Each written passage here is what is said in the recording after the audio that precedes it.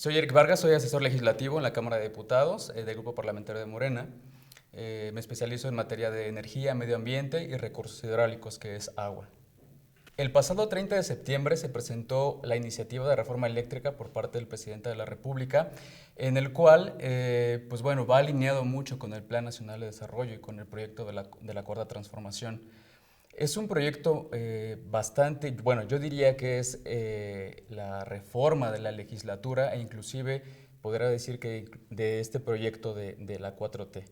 Eh, Básicamente lo que busca esta reforma es que el Estado preserve la seguridad y soberanía energética, que es algo que ha hecho muy puntual el presidente Andrés Manuel, y a su vez, con esta preservación de la soberanía energética y de la seguridad energética, pues también la seguridad nacional y algo muy importante que es el derecho humano a una vida digna. ¿Cómo? Satisfaciendo de manera continua el suministro de energía eléctrica a toda la población.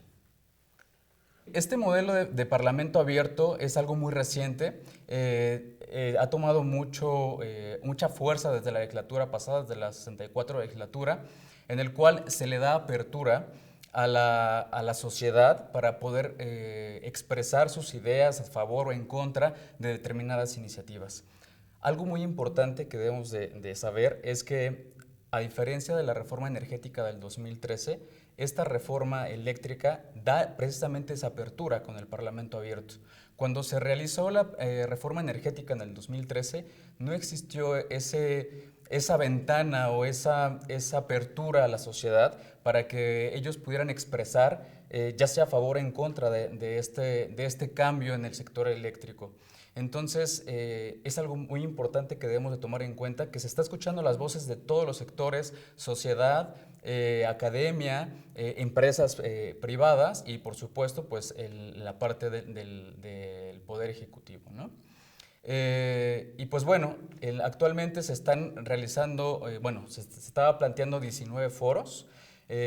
Actualmente vamos ya casi a la mitad, el 50%, estamos en el foro 8 y esperemos que estos foros terminen el 15 de febrero para que posteriormente las comisiones dictaminadoras, que son las de puntos constitucionales y la de energía, puedan allegarse de toda esta información que van a expresar todos los expertos en la materia para poder llevar ya la parte de la dictaminación. Y posteriormente, ya una vez que se tenga la dictaminación, se pueda discutir en las comisiones unidas y después se vaya al pleno para que ahora sí los legisladores den sus argumentos a favor o en contra y se pueda votar esta reforma eléctrica. Creo que es una herramienta muy útil para que los mismos legisladores se alleguen de toda la información técnica posible, porque la cuestión política ya se ve per se en la Cámara de Diputados y por supuesto en la Cámara de Senadores. Más bien es allegarse de todos estos elementos técnicos y saber cómo funciona el mercado eléctrico, cómo funciona el sistema eléctrico nacional,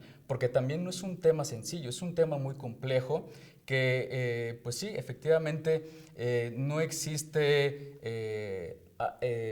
blanco y negro, sino tienes que llegarte de toda esta información para que no llegues ni a verdades a medias ni tampoco a falsas acusaciones. Entonces creo que es un ejercicio muy importante en el cual ha tenido esta apertura en la Cámara de Diputados y algo muy interesante. Además de los foros que se encuentran en el Parlamento abierto, el Grupo Parlamentario de Morena y la coalición Juntos Haremos Historia están haciendo sus asambleas distritales informativas. O sea, no solamente basta que se expresen en la Cámara de Diputados o en el Congreso, están yendo a todos los distritos de todo el país, que son 300 distritos, a informar precisamente esta parte de la reforma eléctrica que está presentando el presidente. ¿Cuál es el beneficio? ¿El por qué es necesario? ¿Cuáles son los principales aspectos de esta reforma eléctrica? Y eso es algo que no se había visto. Yo creo que en la historia reciente tanto de un grupo parlamentario o en este caso un partido, como en el caso de pues el desarrollo de estas iniciativas, ¿no? Básicamente hay que entender algo muy general. Lo que buscaba la reforma energética del 2013 era un desarrollo económico. Es decir, buscar un mercado, darle apertura a la iniciativa privada para poder entrarle a la parte del sistema eléctrico nacional.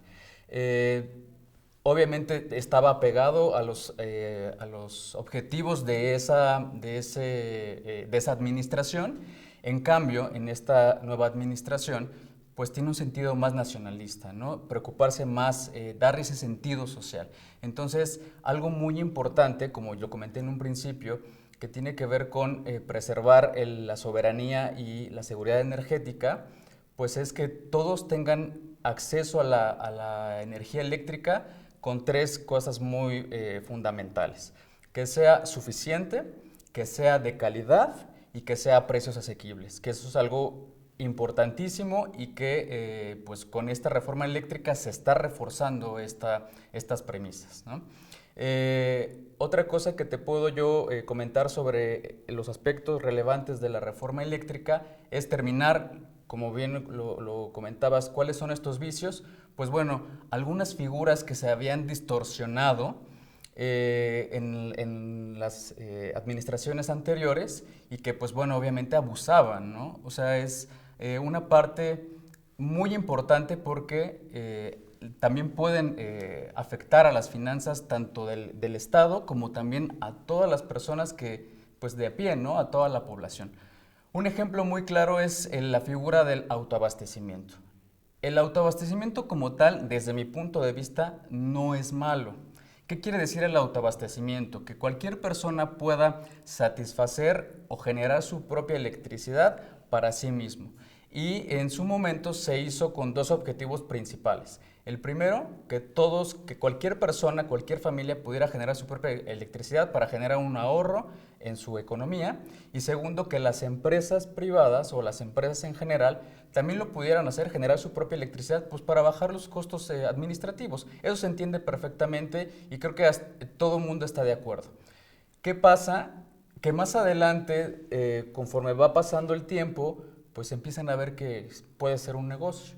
Entonces se presenta modificaciones a la ley en el cual ahora existe la figura de sociedades de autoabastecimiento. ¿Qué quiere decir? Que yo me puedo asociar con varias personas para generar nuestra propia electricidad, ¿sí? Hasta ahí íbamos bien.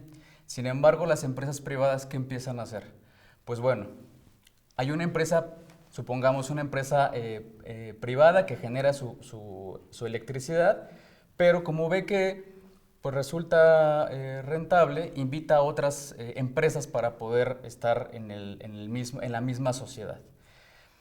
El problema existe cuando empiezan a hacer contratos de compraventa por fuera, ajá, y entonces es cuando ahí empieza a haber un mercado ilegal o un mercado paralelo al que existe actualmente.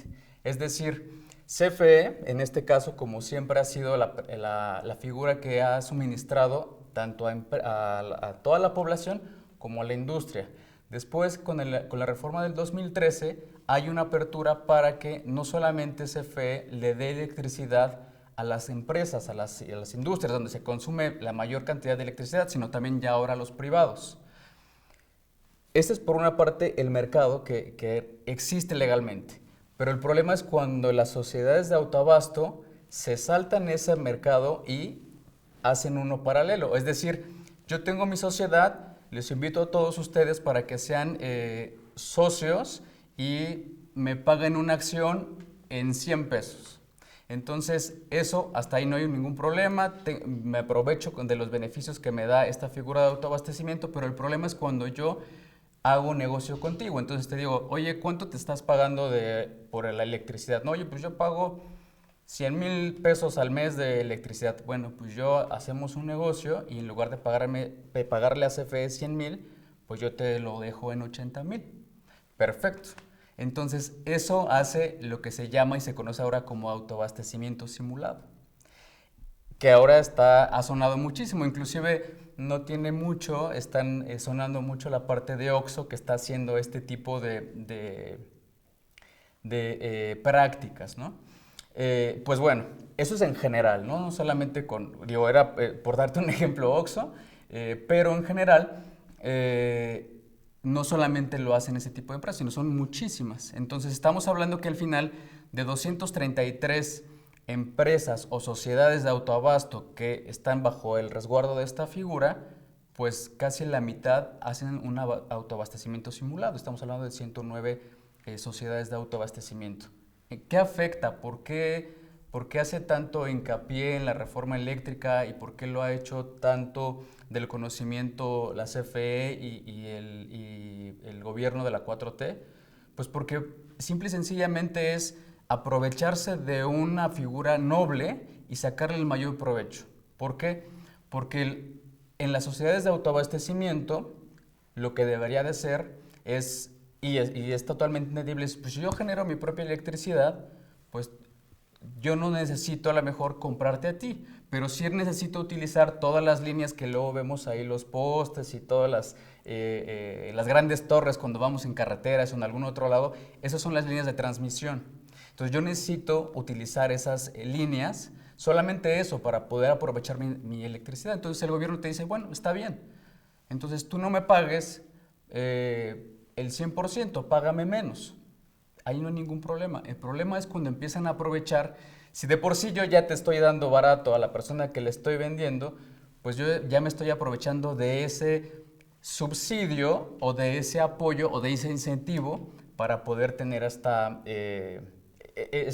beneficios.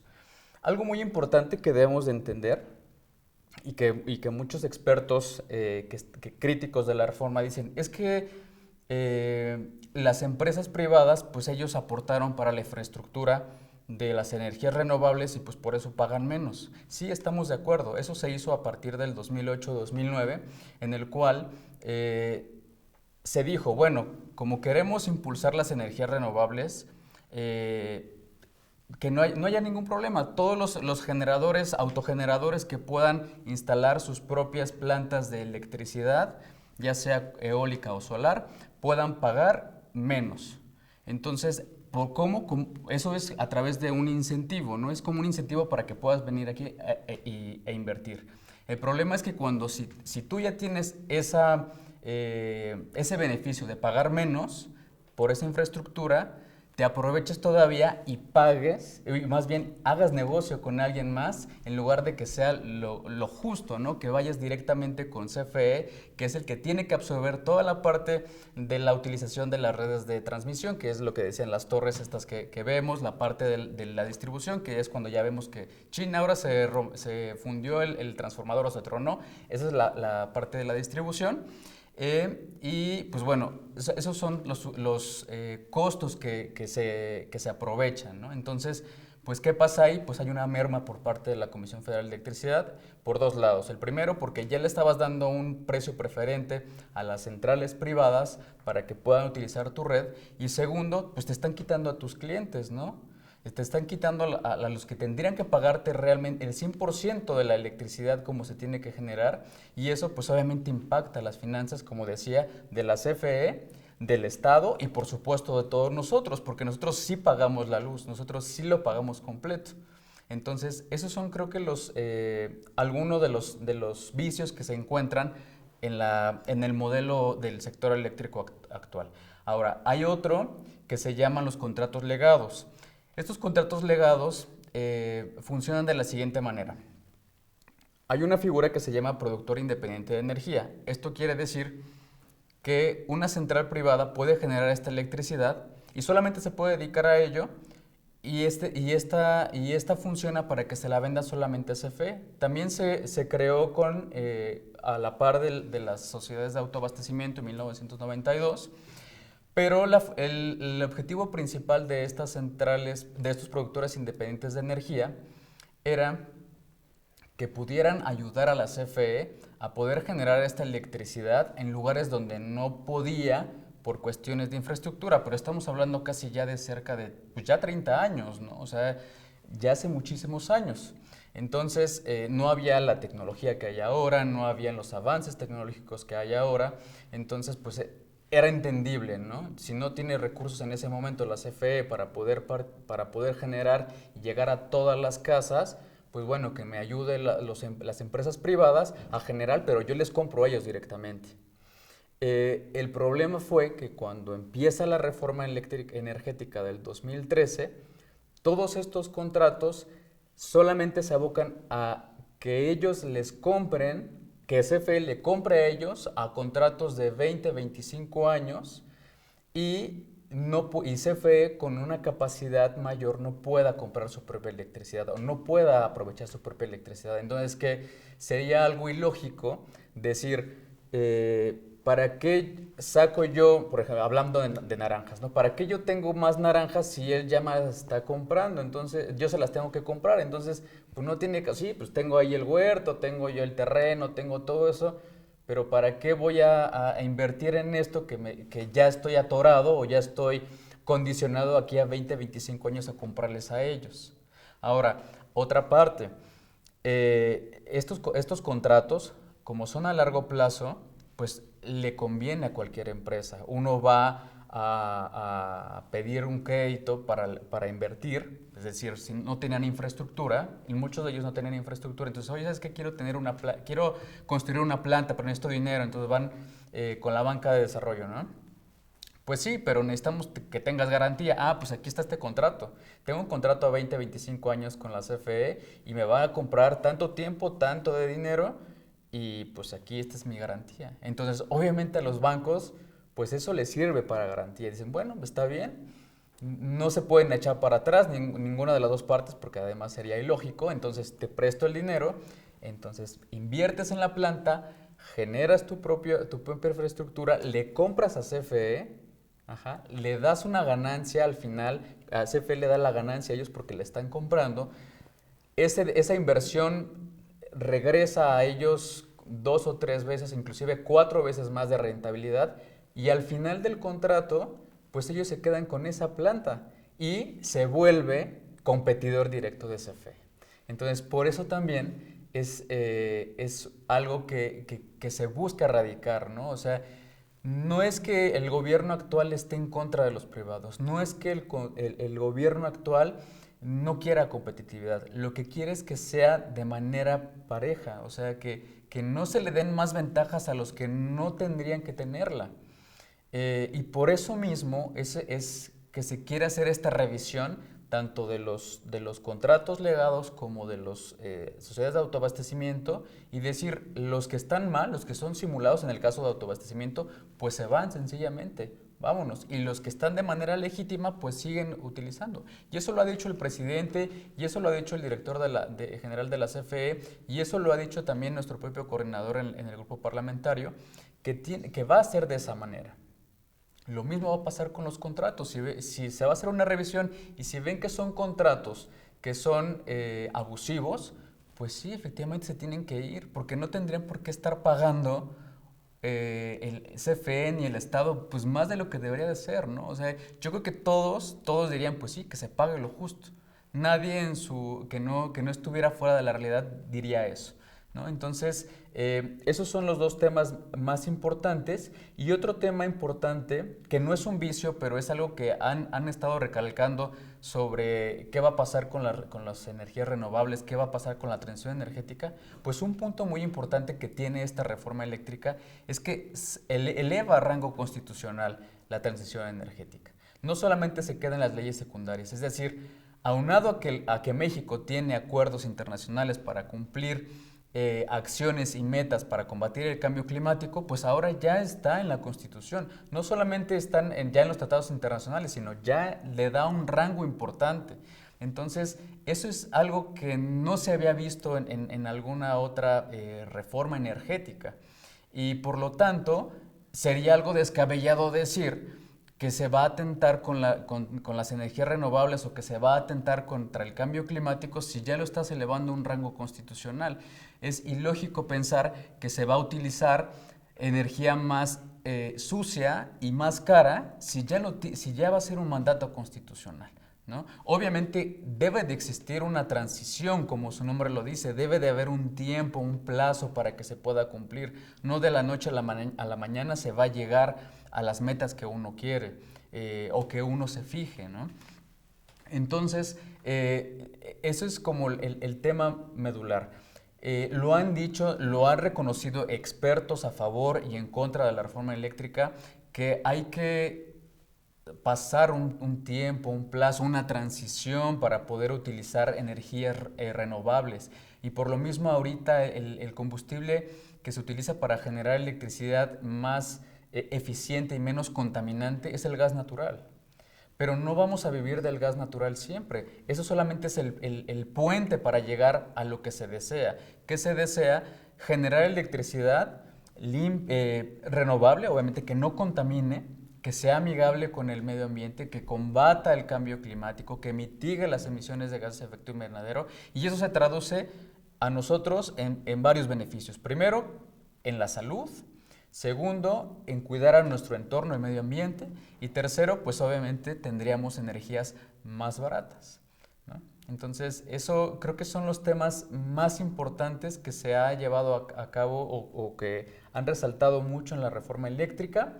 Y pues bueno, el cambio completo del modelo eléctrico en el cual pues el Estado no es que haya perdido la rectoría de la electricidad o del sistema eléctrico, más bien acoge a todas las actividades, porque con la reforma actual solamente tiene la responsabilidad de la planeación, el control y exclusivamente la transmisión y distribución, que era lo que decía, ¿no? La forma en que llega la electricidad desde que se genera hasta que llega a tu casa.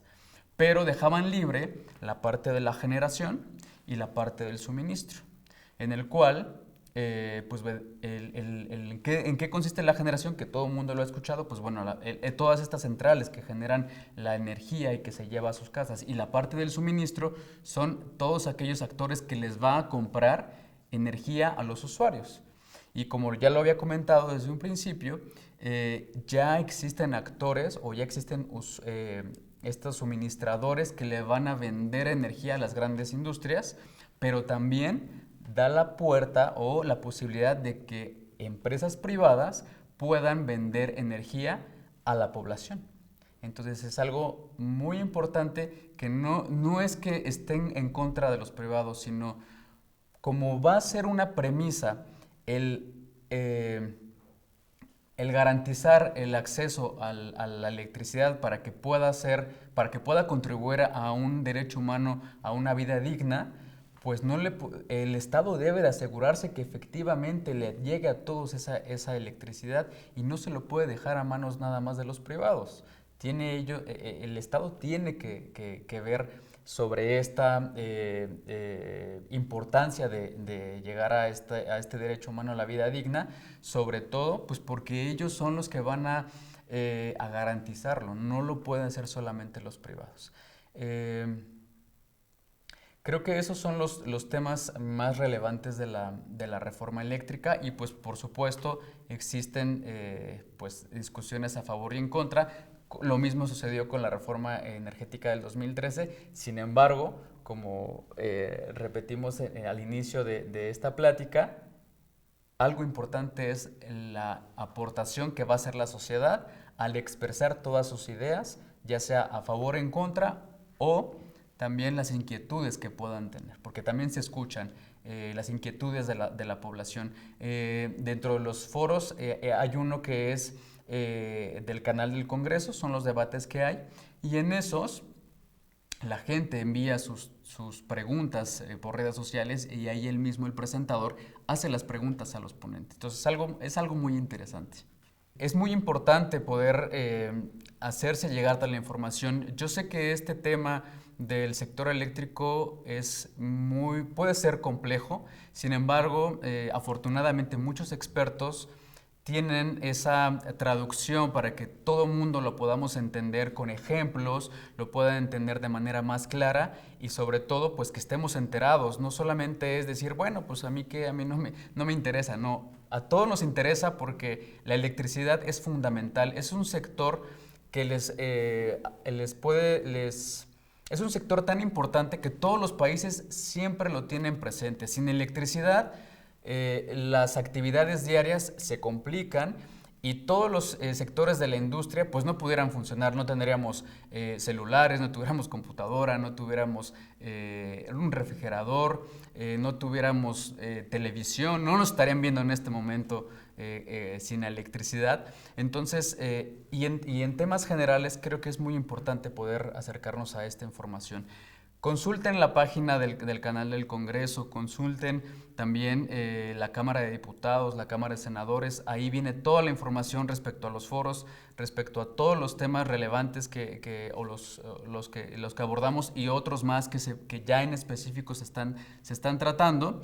Y sobre todo, pues hagan valer esa información que ustedes se van a llegar y que lo vean también con sus representantes, ¿no? Con todos los diputados y diputadas de su distrito, se puedan acercar y que les expliquen también, ¿no? Si llegan a tener dudas, que les puedan explicar, porque pues precisamente ellos son los que deben de tener también esta información y puedan hacer valer su voto de manera pues consciente y con responsabilidad. Les agradezco mucho la invitación y no dejen de ver este canal, este espacio 4TV. Es un espacio de verdad que vale mucho la pena que lo puedan seguir y pues bueno, seguimos en contacto. Muchísimas gracias.